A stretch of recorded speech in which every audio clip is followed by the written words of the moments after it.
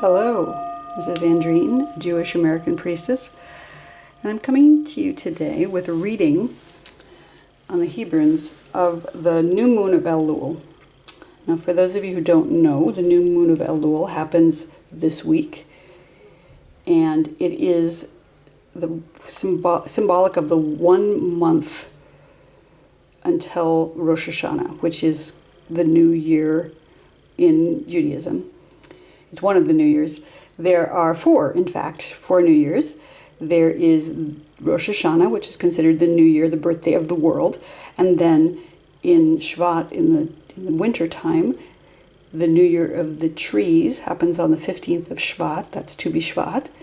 And then in the springtime, Nisan, the first of Nisan, is considered the New Year of the Kings. It's the spring feast holiday that begins our Pesach, Passover season. And then in the summer, the first day of Elul is considered New Year of the Animals. And it was the day where the animals were counted, the livestock in particular, were counted in order for tithing purposes. So if you had a lot of animals, you'd have to pay a certain amount to the temple in order to support those who were serving the temple.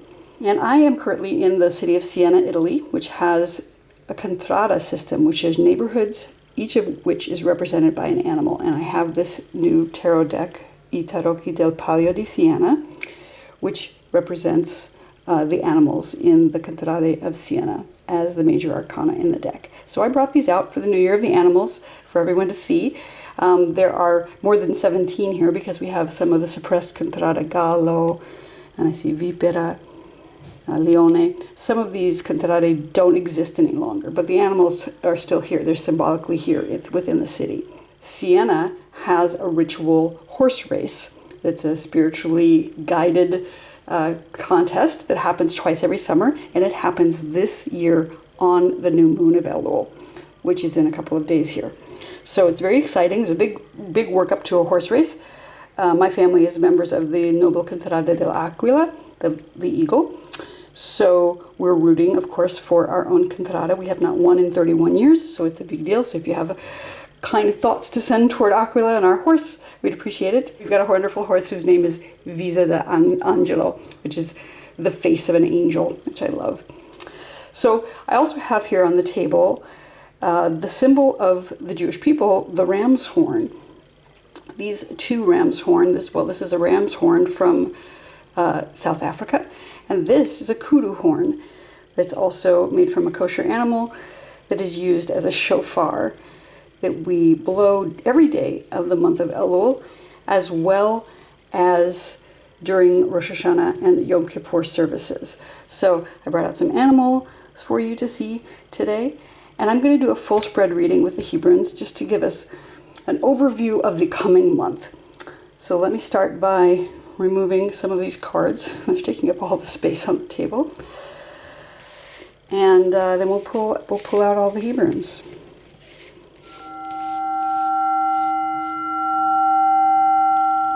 Okay, let's take a shuffle of our Hebrunes today, and we're going to put down the whole set. And the way I do a reading of the full set of Hebrunes is I cast the entire set on the table, on the casting cloth, and then I remove all of the ones that are landing with their face down.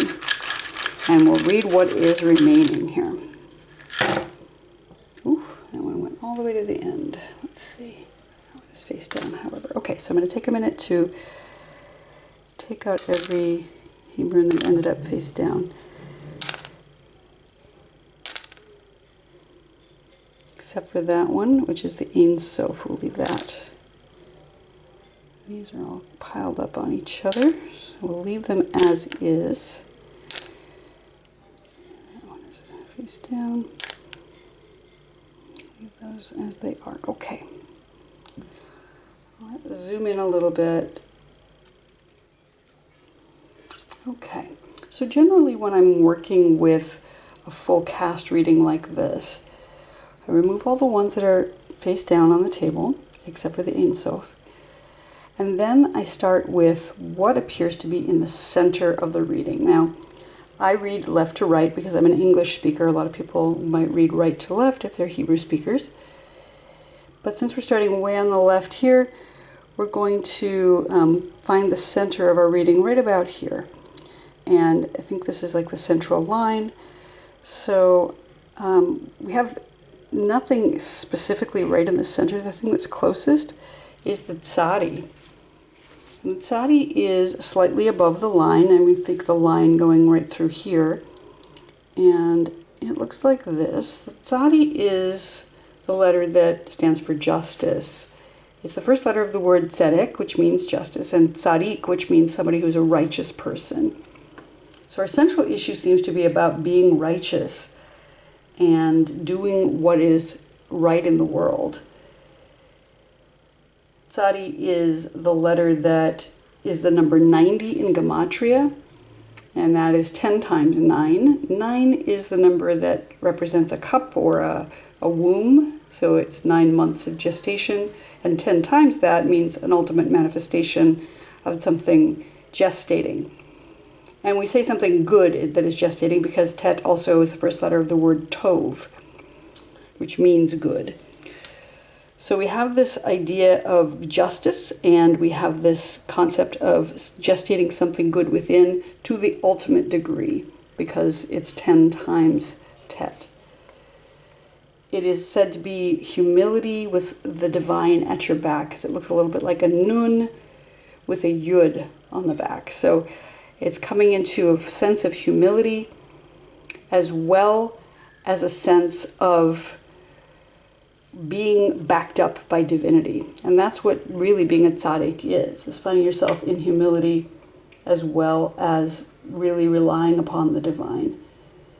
And it is the letter that represents the new year of the trees. It's the month of Shvat, and it looks a little bit like a tree. So that's interesting that our central issue is about justice and trees and being humble with the divine sitting with us at our back.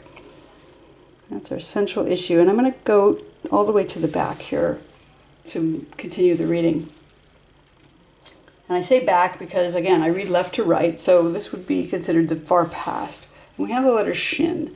Shin is one of the mother letters. There are 3 mother letters in Hebrew. And Shin is considered the mother letter of fire. It has that sh sound, which sounds like fire burning. The word for fire in Hebrew is esh.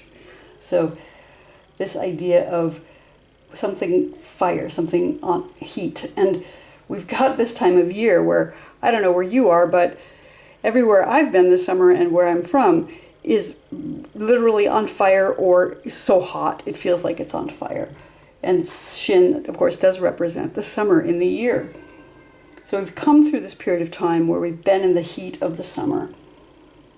The Shin is also the first letter of the word the Shekhinah, which is the indwelling presence of the divine, often perceived as the feminine divine. So we have this presence, this heat, this passion. It's also the first letter of the word shalom, so it has this idea of wholeness, not just peace in terms of shalom, but wholeness, the balance of things. It's the sun in the sky, the sun and the moon and the stars. So all things fire. And it also speaks to transformation, because fire can be a transformative element.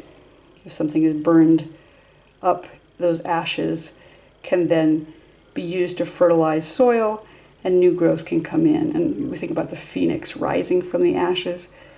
The Shin has that same element to it. So in the past, what we've had is hot, fire, passion, something really powerful and strong coming in here on the far left.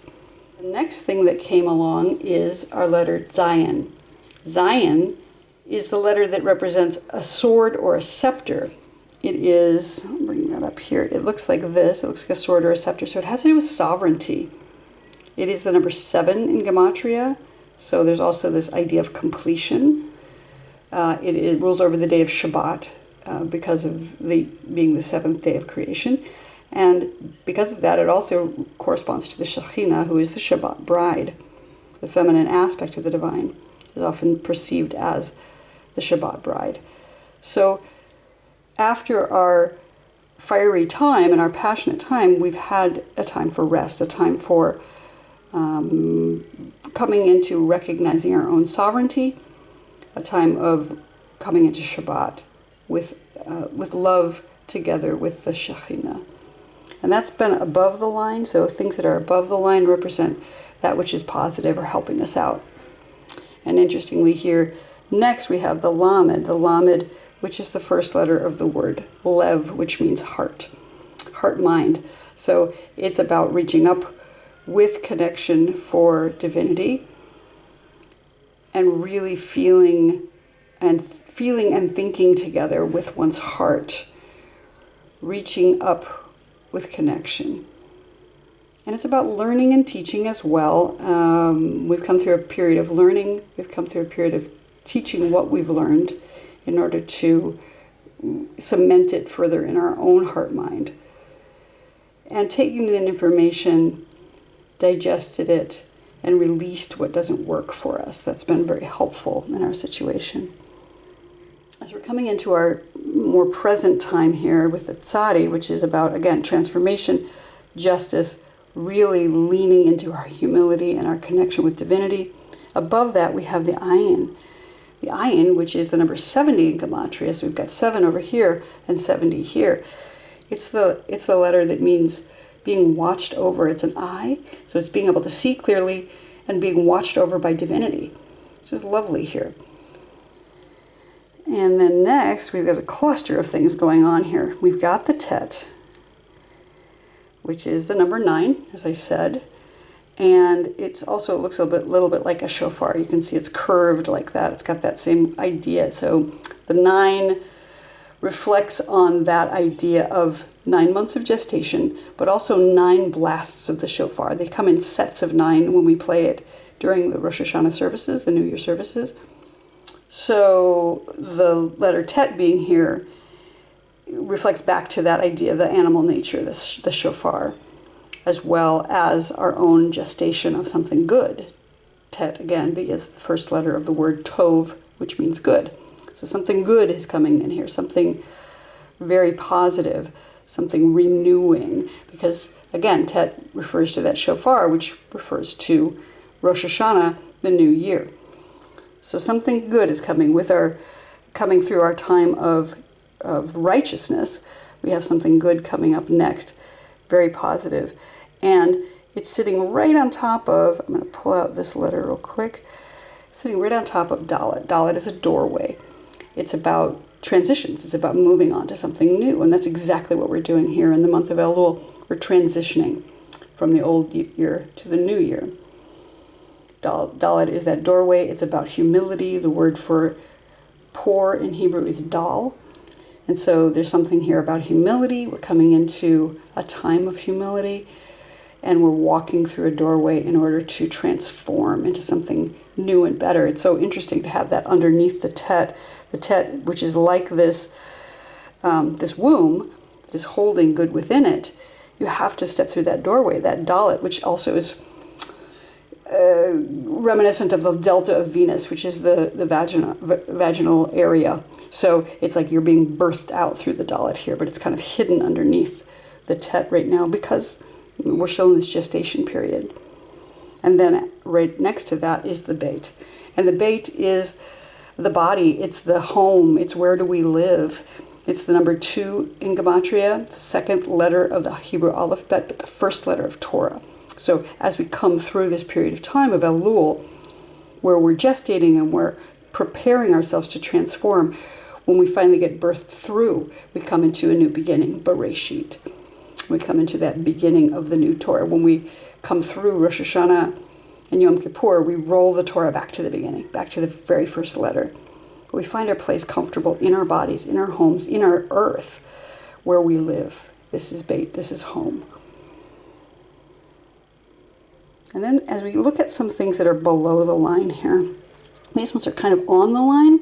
We have the letter Pei, and the letter Pei is a mouth. It's about speaking what you'd like to see into existence. It's said to be the mouth of the divine, speaking the creation into existence. And if you look very closely, I'll grab the Beit here, it looks as if you can fit a Beit right inside of that Pei. So it's like the mouth of the divine speaking Bereshit, into existence, the first letter of Torah. So Pei is a mouth. It's about creation through speech. It's about using your words to create what you'd like to see in the world. And it's also this infinite spiral. And I say infinite because it's the number 80 in Gematria. So 80 is this idea of the 8, which is 1 more than 7, 7 being the number of days of creation. 8 is the infinite. What comes after creation? The rest of eternity. So we have this 8, which is on its side looking like an infinity symbol, and then 10 times 8, which is Pei. Pei is, again, that ultimate manifestation of the infinite. And it looks a little bit like a spiral. So time spiraling in and spiraling out, and the mouth of the divine speaking from at the beginning of creation, and then again at the end of creation, things spiraling back together. So we have the Pei here, and right next to it we have the Chet. Chet is the letter that is the number 8. So Pei and Chet right next to each other, beautiful. The idea of the infinite, twice. Right on top of each other. Chet is also about contracts and commitments. It looks a little bit like a marriage canopy, a chuppah. So it's about making connection, contracts, and commitments with yourself, with another person, and with the divine. And since we're coming through Elul into a time of Rosh Hashanah and Yom Kippur, that's the time when we release all of our vows that we've made that we haven't fulfilled, so that we start the new year clean again. So really thinking about our commitments and what are we doing? What are the choices we're making? Are they really serving us on a big picture infinity level?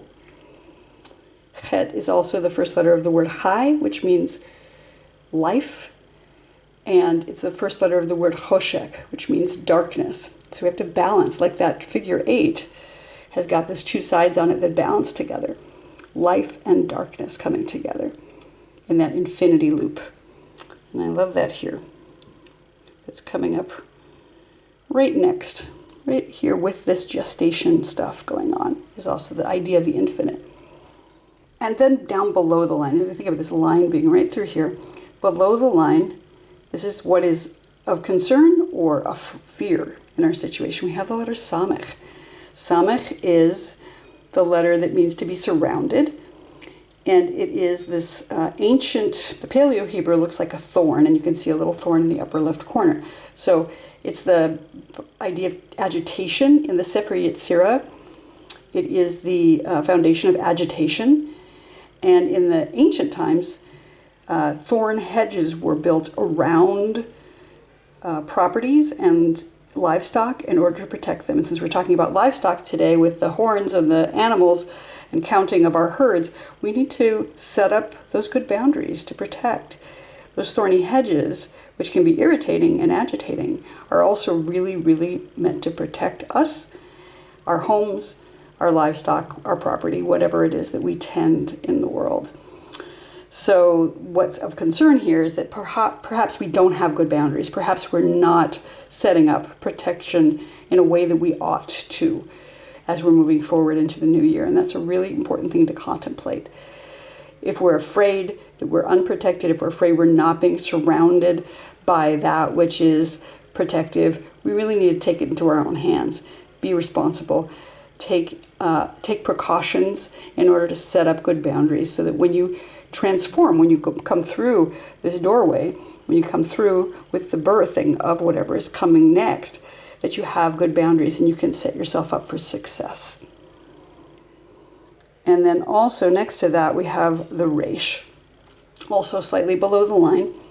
And the Reish is ahead. It's new. It's Rosh. It's Rosh Hashanah. It's the new year, Rosh Chodesh, which is Elul, the new month.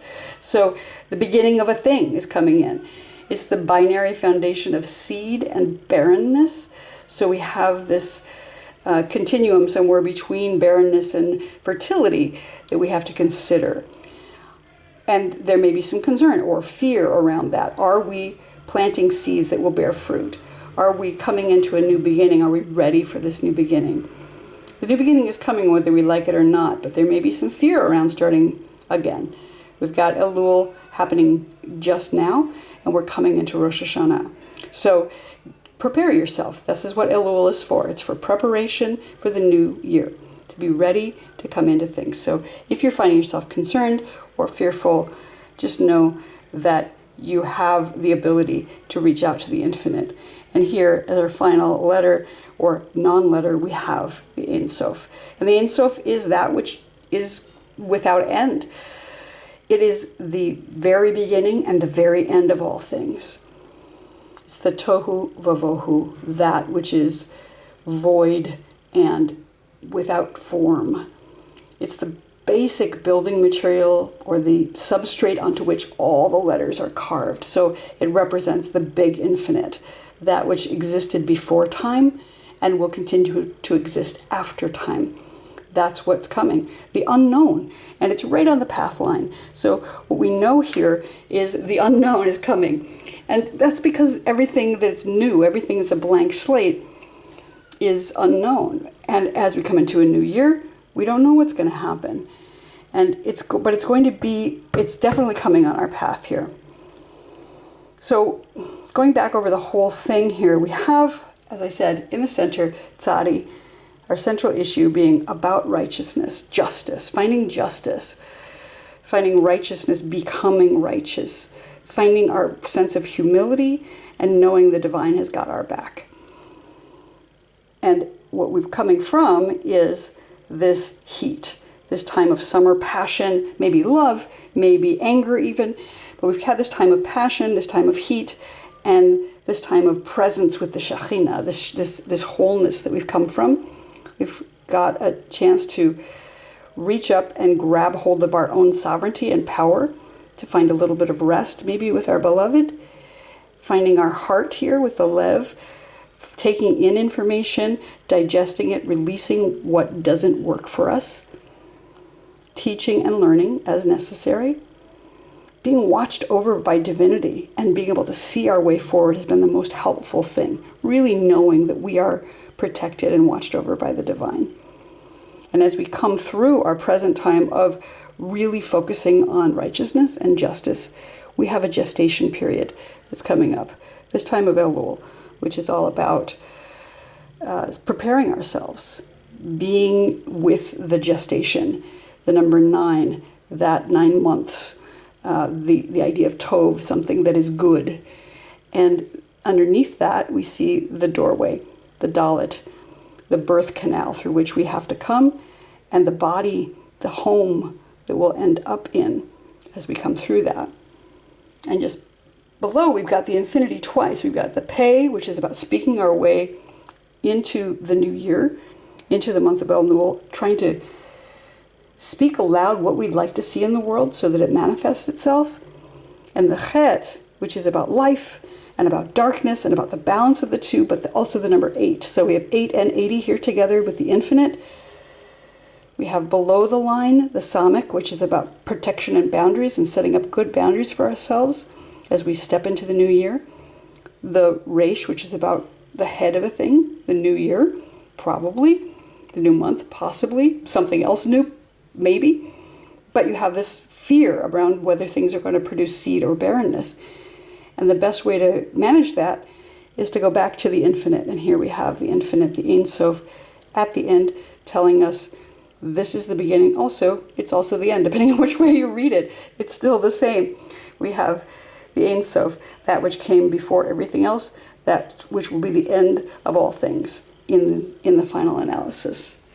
So for those of you who took the time to watch this New Moon of Elul video, this has been your reading. I hope it's been useful and helpful for you. I hope you have a beautiful birthday of the animals, that you get to spend some time really contemplating your own animal nature.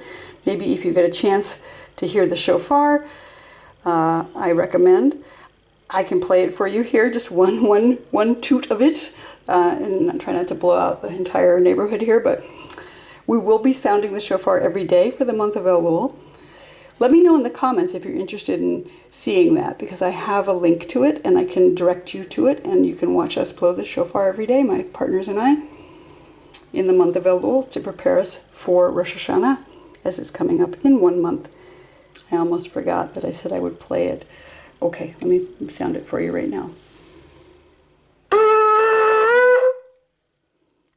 That's your preview. And I wish you a beautiful Rosh Chodesh. I wish you a beautiful Chodesh Tov. I'll see you here next time.